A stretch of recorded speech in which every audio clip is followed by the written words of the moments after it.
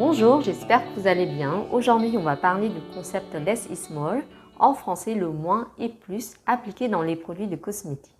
Ce concept n'est pas nouveau. La première fois que j'ai entendu parler de ce concept, c'était en 2018.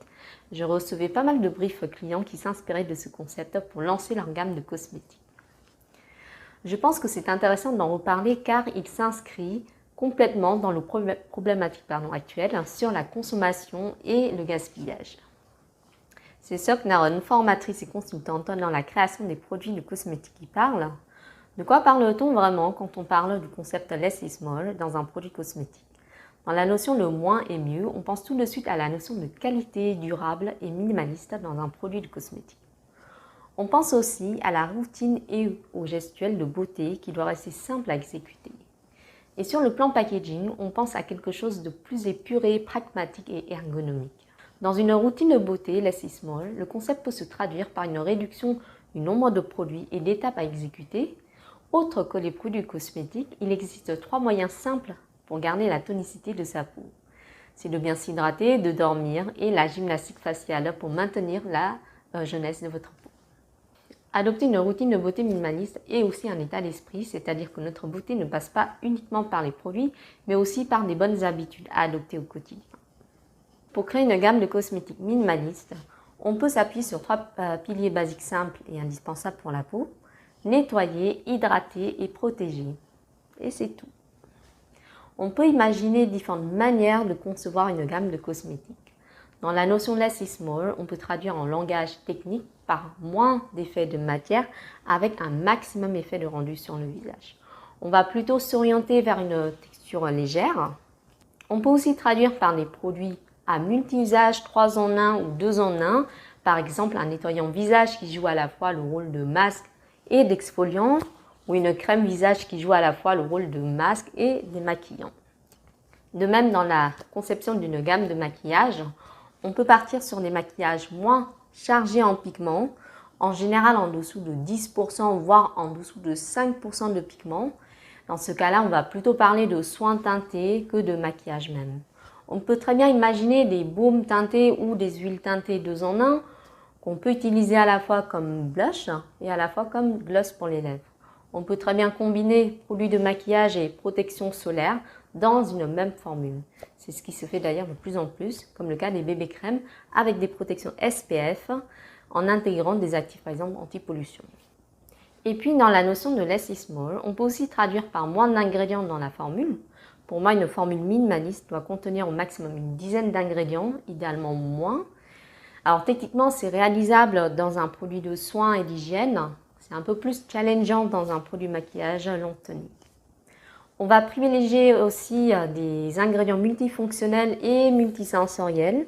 Ces ingrédients ont les propriétés de stabiliser la formule, de booster l'efficacité du produit et d'apporter une expérience sensorielle riche à l'application, comme le cas des émulsionnants, des gélifiants et des émollients. On va privilégier des actifs ayant plusieurs actions sur la peau, notamment c'est le cas des huiles végétales vierges, des huiles essentielles et des hydrolats. Ce sont des ingrédients qui combinent plusieurs synergies de molécules dans un même ingrédient. Et bien sûr, il existe un large choix d'actifs extraits de plantes qui possèdent aussi ces propriétés multi-actions. Le fournisseur sera très bien vous renseigner dessus. On peut aussi traduire le concept par des formules plus concentrées en actifs pour booster l'efficacité du produit avec un minimum d'utilisation.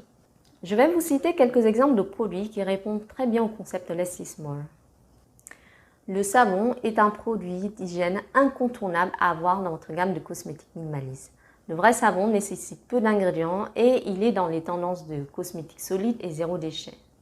Le gel d'aloe vera est indémodable par ses nombreuses vertus et techniquement parlant, on peut innover dans la sensorialité avec différents types de gélifiants comme ingrédients fonctionnels. Les huiles et les baumes ont la particularité d'être des produits multi-usages comme à la fois soins visage et corps, soins des cheveux et des maquillants. L'eau micellaire avec les hydrolats est techniquement parlant plus simple que les autres produits à mettre en œuvre avec une liste courte. De même pour les poudres libres transparentes. Finalement, le plus grand défi de ces produits multi-usages ou à composition courte est d'adapter la texture, la couvrance et la toxicité des ingrédients aux différentes zones d'application Et quand il y a très peu d'ingrédients dans une formule, la qualité de chaque ingrédient doit être irréprochable. Concernant le packaging, on peut traduire la notion de less is more par des matériaux nobles et durables. Le verre est le matériau le plus noble dans l'emballage cosmétique. C'est aussi un matériau qui présente le moins de problèmes, voire quasiment pas d'interaction entre la formule et l'emballage. Cependant, la fabrication et le recyclage du verre sont énergivores. Et donc pour moi, l'emballage en verre est considéré comme durable à condition qu'il soit réutilisé soit par la mise en place des consignes, soit par la vente en vrac, soit en lui donnant une seconde vie dans une autre fonction. Bien sûr, le verre n'est pas l'unique option comme packaging, il existe d'autres matériaux. Le plus important est de miser sur la qualité du packaging, sur le mécanisme de restitution, sur l'esthétisme et sur sa capacité à protéger la formule. Pour aller plus loin, j'ai mis en commentaire de la vidéo des ressources complémentaires si vous souhaitez trouver plus d'inspiration dans le concept Less is More. Alors, quelques jeunes marques s'inscrivent plus ou moins dans ce concept-là également. Je vois dans ce concept à la fois un moyen de développer des produits éco-conçus et innovants. C'est aussi un moyen d'impliquer les consommateurs directement ou indirectement vers une déconsommation responsable.